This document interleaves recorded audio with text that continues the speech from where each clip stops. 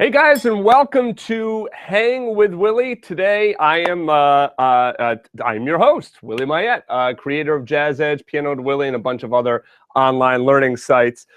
Today, September 17th. Man, September is flying by.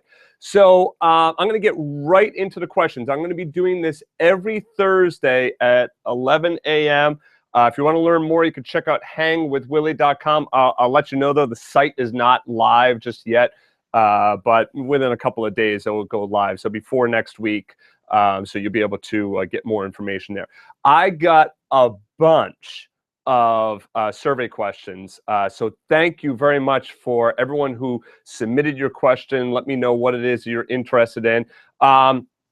The big thing that everyone is interested in, just so it's stats are always cool. 69% of you are interested in jazz, 49% interested in blues, blues, boogie, and stride. So that's what we're going to be talking about today. We got a large swath of you that are interested in those styles of music. Like I said, I got a bunch of questions. So let's just dive right in here. Michael asks, different styles of the greats, Bill Evans, McCoy Tyner. Tyner and your chordals would make a nice extension to that excellent lesson. All right, yeah, you know what? Let me show you a real cool... Doing this, like if you're going to do like a blues and you want that McCoy Tyner sound, hit the root and the fifth. So I'm playing an F7 chord. I'm thinking of this as an F7 chord right now. So I play the root and the fifth, and then I make a chordal built on the root, and then another chordal built on the ninth. So you see how I'm building it on the root, and I'm just going up in fourths, and then going to the ninth, building up in fourths as well. All right, so you can take a look at my lesson on chordals and improvisation. Just do a search for chordals, Q-U-A-R-T-E-L. So anyway, hitting that root five.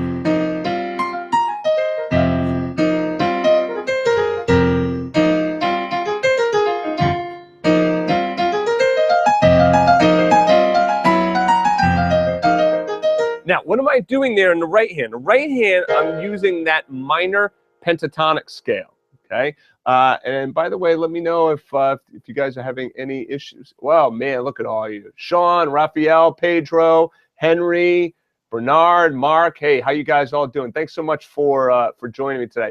Got people here from Russia, Canada, Virginia, Paris, Brazil, New York. So that's awesome. So anyway, what I'm doing, again, in the left hand is playing those chordals, right? Built on the root or built on the ninth. In the right hand, I'm just messing around with that F minor pentatonic scale, which is those notes, F, A flat, C, E flat, and F. And by the way, I want to let you know that this is also going to be made into a podcast. We're going to make this lesson into a podcast as well. So look for that soon. All right, so play that.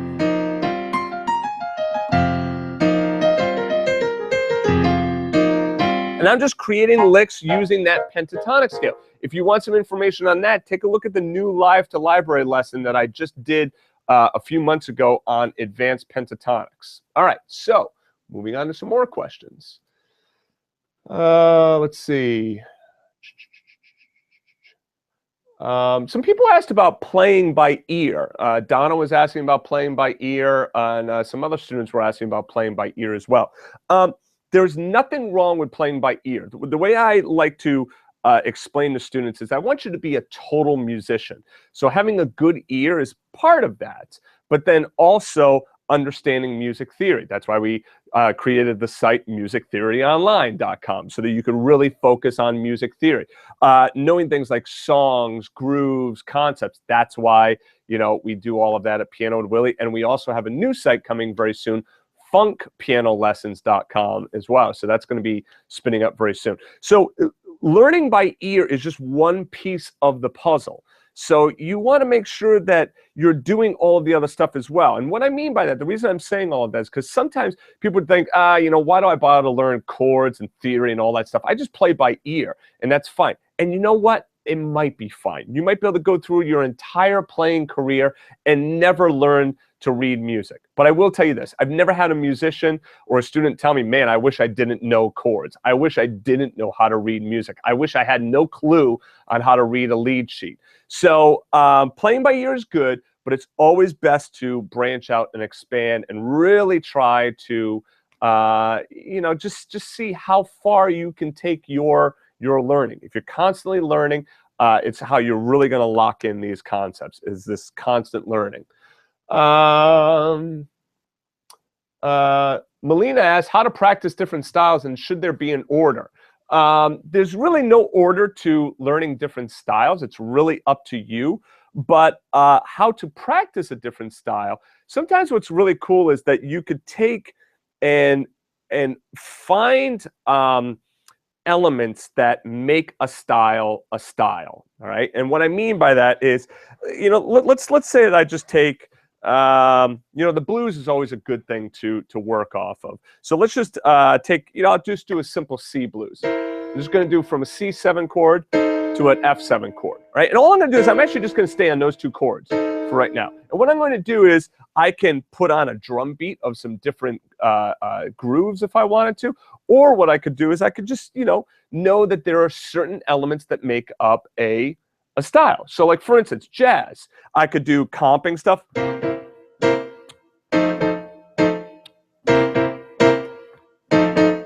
A bass line also is very jazz-like. So root 5, root, approach. If you haven't checked out the Jazz and Blues Made Easy lesson, I go through these coupling exercises and I show you this bass line note for note, so you'll learn.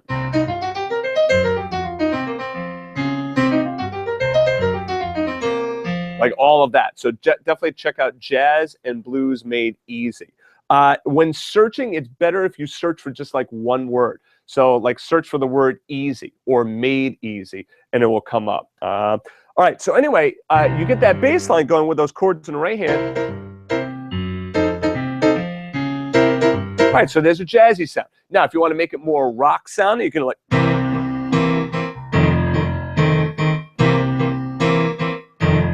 See how I brought it down an octave, get a little bit more meat of the keyboard, but then I'm just playing octaves down here, and I'm doing a driving, like just quarter notes, eighth notes. Just eighth notes in the right hand. And I could do, notice what I'm doing in the left hand, root, and then the top note, root, the top note. I can do it up here as well.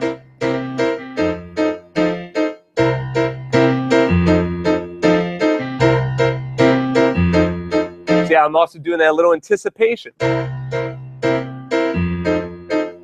came into the F a little early.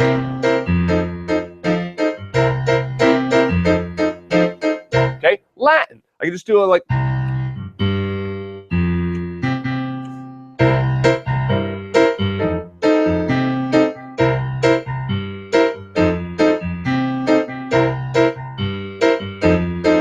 So you notice that that left hand really drives a lot of that. If I want to do like a boogie woogie.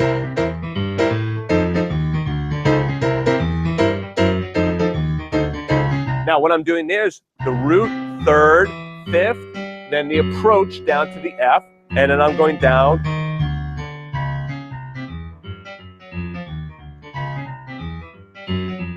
If you like that boogie woogie stuff, there's a good thing to practice right there. You know, like you really try and get that as fast as you can. That's C, E, G, G flat, F, E flat, D, D flat, C. And by the way, if you've signed up for the webinar, don't worry, you're going to get the replay, so you'll be able to see all of this within, I think, like an hour or two.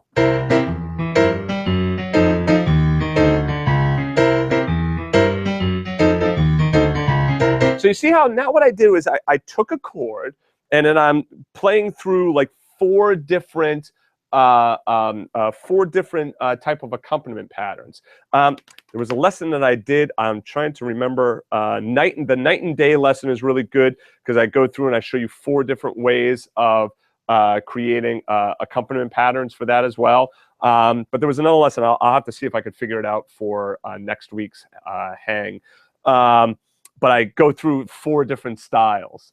All right, so I show you like the same concept, like chord or a couple measures of a song, and then I go through 4 different styles on that. So here, I'm just taking a chord. Now, what's great about this is, I don't like this term, but you'll understand, like killing 2 birds with 1 stone. Let's not kill any 2 birds, right? But like, we can get a lot of things done all at once. And what I like is that I could focus on a chord up here or a chord pattern while also doing something different down here. So it allows me to, like, let's say I want to do like a 2-5-1. Well, now we're really not going to do that in rock, right? Because you really wouldn't play a 2-5-1 progression in rock, right? But we could do it for jazz, for Latin. So we can do.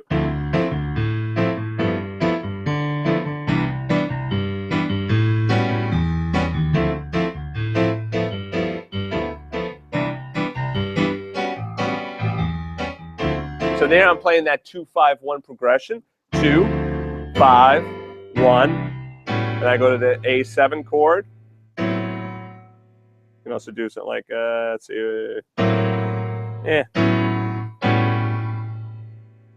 do that. 2, 5, 1.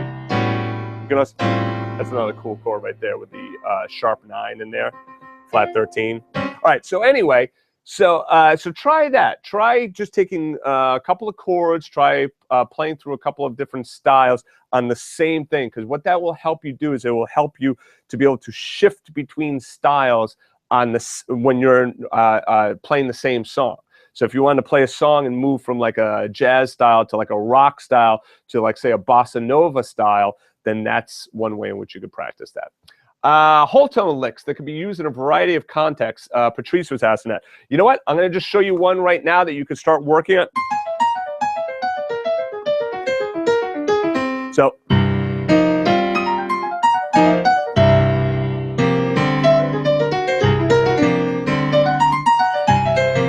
this is kind of cool. Like this is really outside. You can do this kind of stuff.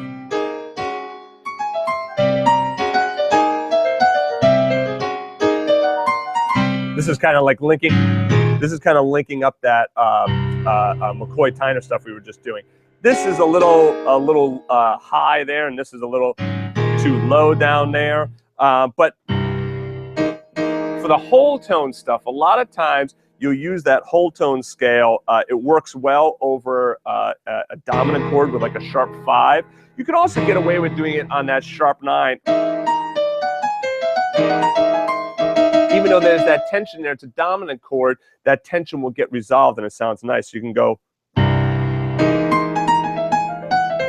And then all I'm doing for the lick here is I'm just skipping a note, skipping a note. So that's my whole tone scale. And all I'm doing is I play the first note, I skip the next note, I skip the next note, and I go to there. And I'm just moving that pattern right on up. So you have that 3-note pattern, and guess what? You have a bunch of different variations that you could do in that 3-note pattern. You can do.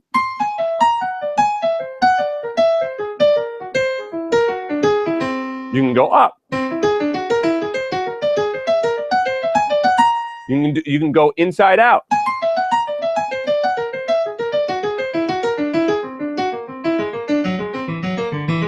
So you see how I did that? Rather than just coming down, or rather than going up, I played the inside note, went up to the top, and then came down. You could do things like. So there, again, here's the pattern, a 3-note pattern, rather than coming down, or going up, or playing the inside note. Instead, this time I played the top, bottom, inside. Then I went down to the next chord in the pattern. So there's the next chord, right? What's nice is that you could just take a little piece of this. So like, yeah.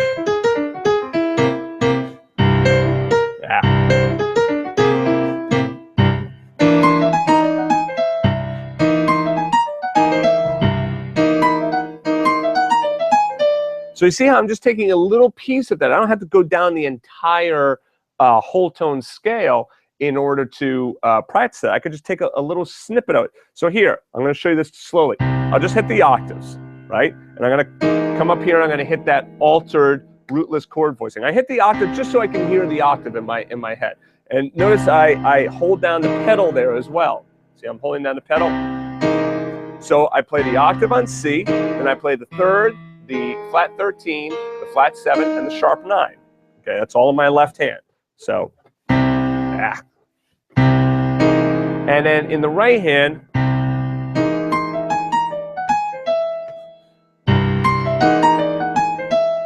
so 1 and 2 and 3 and 4 and 1 and 2, right? So I like whatever rhythm I want to do over here in the right hand. It doesn't have to be that, but I'm doing 1 and 2 and 3 and 4 and, yeah, let's do that. 1 and 2 and 3 and 4 and 1. So I'll end on the C. 1 and 2 and 3 and 4 and 1. So.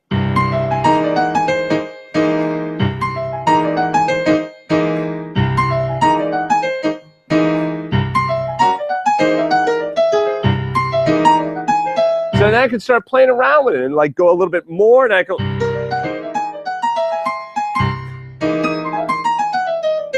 into my altered scale and do a lot of fun stuff. But I'll take just a little snippet of that rather than trying to do this big long exercise.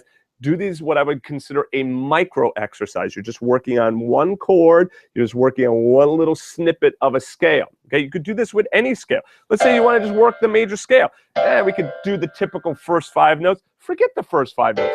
Start on the 5th of the major scale. I'm thinking C major. Start on the 5th and go up to the 9th.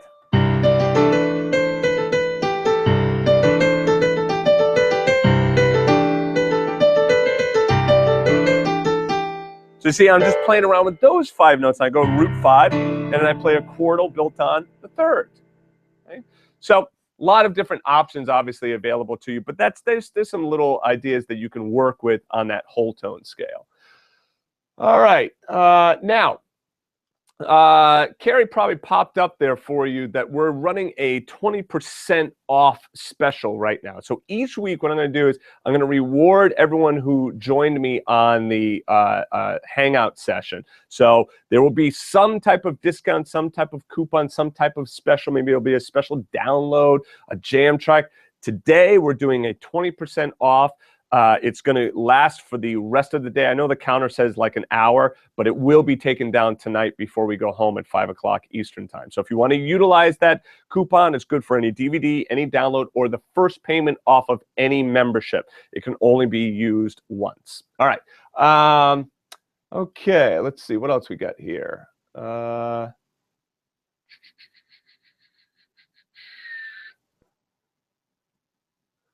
Tracy was asking about rhythms and what she should study to help the sound of rhythms. Definitely take a look at Mastering Rhythms, Volume 1. You want to take a look at the vocalization technique there. Jane asked, voicings for playing standards. When do you use rootless chords? What do you mean by New Age piano songwriting? All right, first of all, New Age piano, I think of that as, you know, there's usually not a lot of tension. It's a little bit more...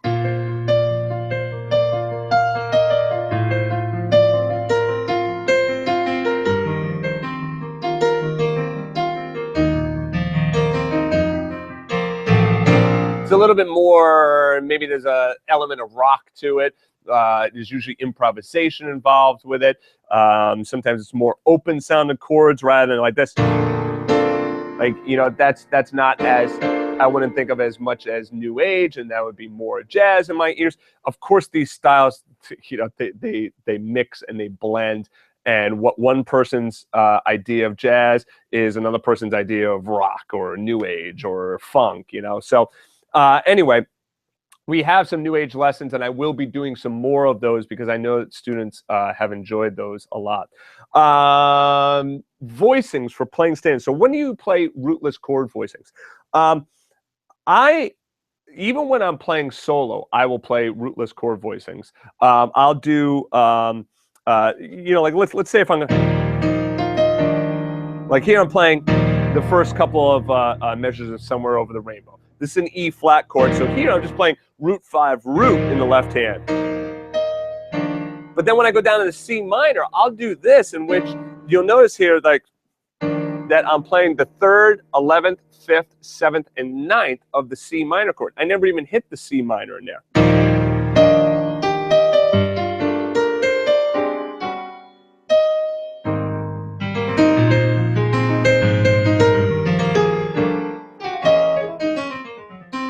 So there I'm hitting a lot of rootless chords in there. Usually when you're getting started with rootless chords, the difficulty is that you don't hear the root, so you start to think, oh man, like this just sounds weird to me. And what it takes is, it takes years of really playing standards, and really now you start to actually hear that root motion in your own ear, all right?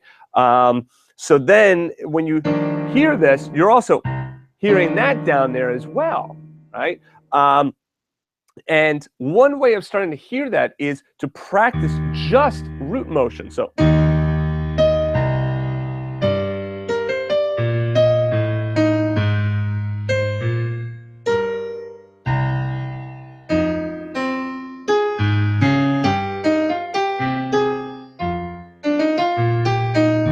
I'm just practicing the root motion there. Now I can go through and play all of that.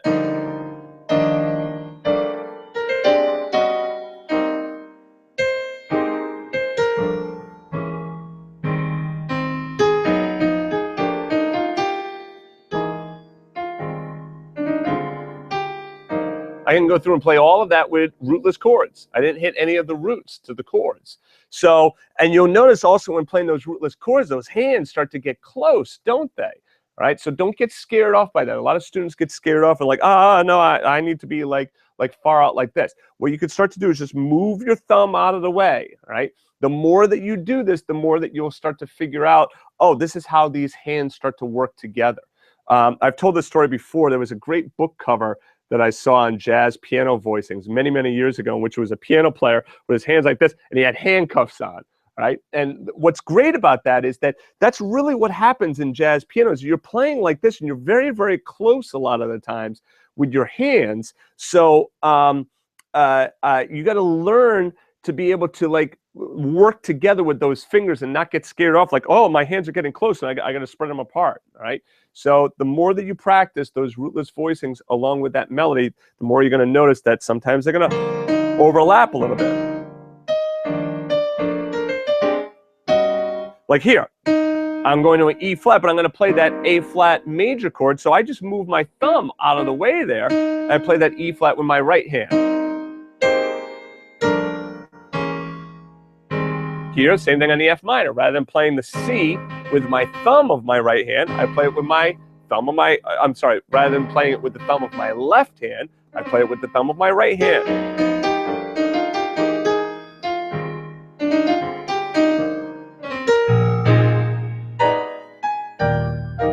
Okay, let's move on.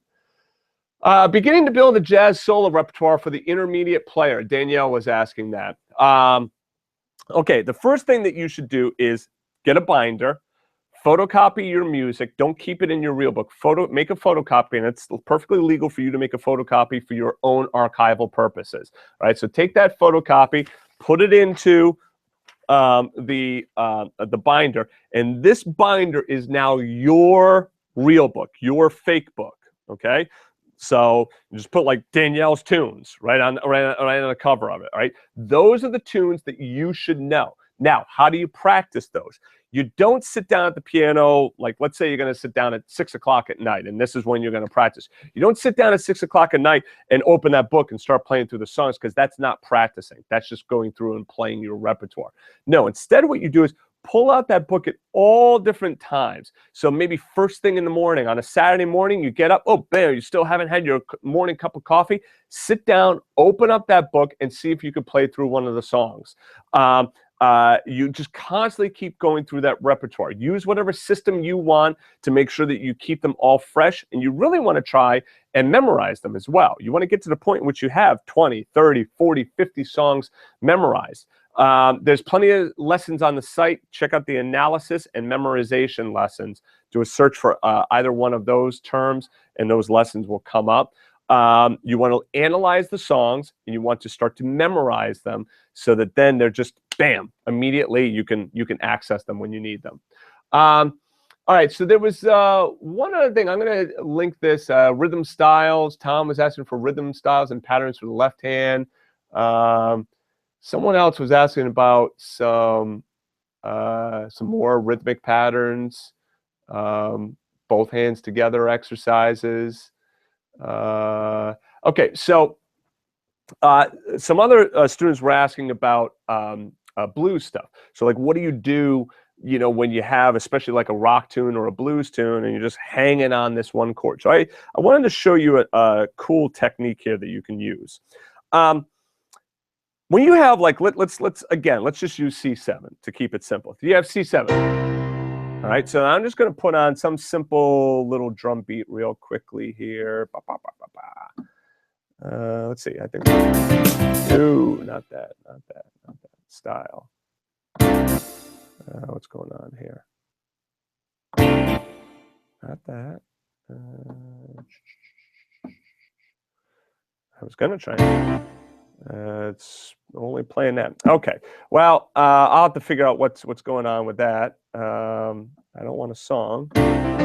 Yeah, it's only giving me songs right now. All right, so I will do it without the drum beat for right now. So you have a C7 chord, and you're just hanging on that for 4 beats. 1, 2, 3, 4, 2, 2, 3, 4. And the student, I remember, was asking the issues like when you're playing with other musicians, like what can you do with that chord? All right, well, the first thing you could start to do is think about those scale chords. I've done a lesson on that as well. Just do a search for scale chords, should come up as well.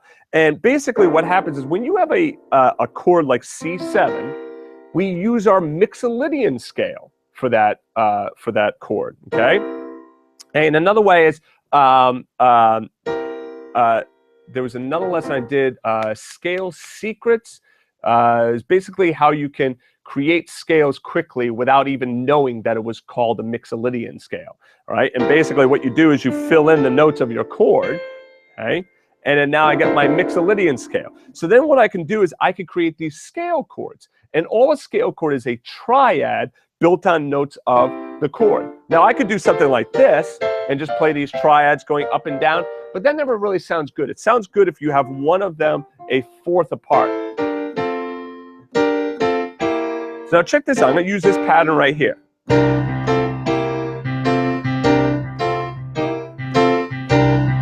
Now you've heard this pattern before, and this is what's going on here.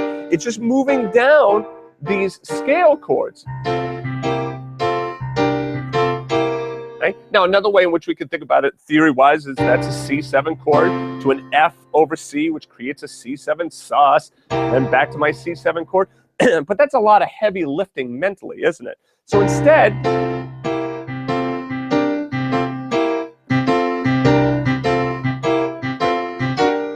now there's 2 things I want you to clue into. One, what's going on with my thumb in the left hand. So check that.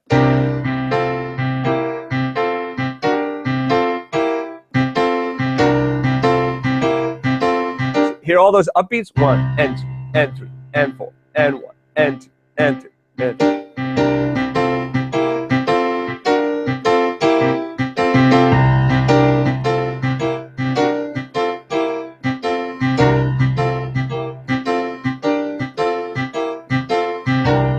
So there's a pattern I could practice right there. So together,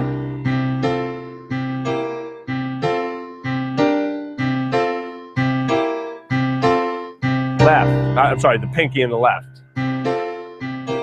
So see, I just keep doing that thumb, pinky,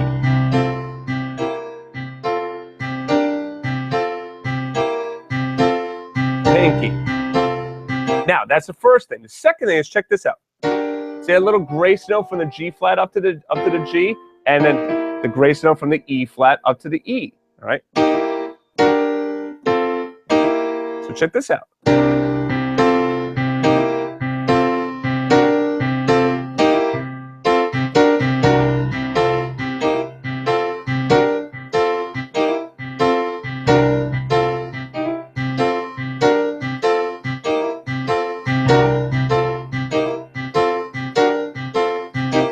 Okay? So you get some really, really cool sounds there, just playing around with the same chord and getting some motion using those scale chords, all right? So definitely check out that lesson on scale chords.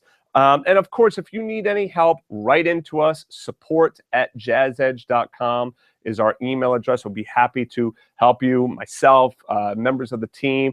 Carrie's in the office. She's great. She'll answer your questions. So write into us. That's what we're here for. We're here to help you. So like I said, every Thursday, we're going to be trying this every Thursday. The only Thursday we won't do it, obviously, is Thanksgiving Day. So at 11 a.m., I believe that if you registered for this one, you should be all set for the next one. So we'll see. You may have to go and register for each week. All right. So just look for an email from me. And like I said, we're going to try and start making a podcast out of this as well. So we'll let you know when that's ready. So anyway, hey, thanks a lot, guys, for checking out Hang with Willie. Appreciate you hanging with me today, and I will see you next week.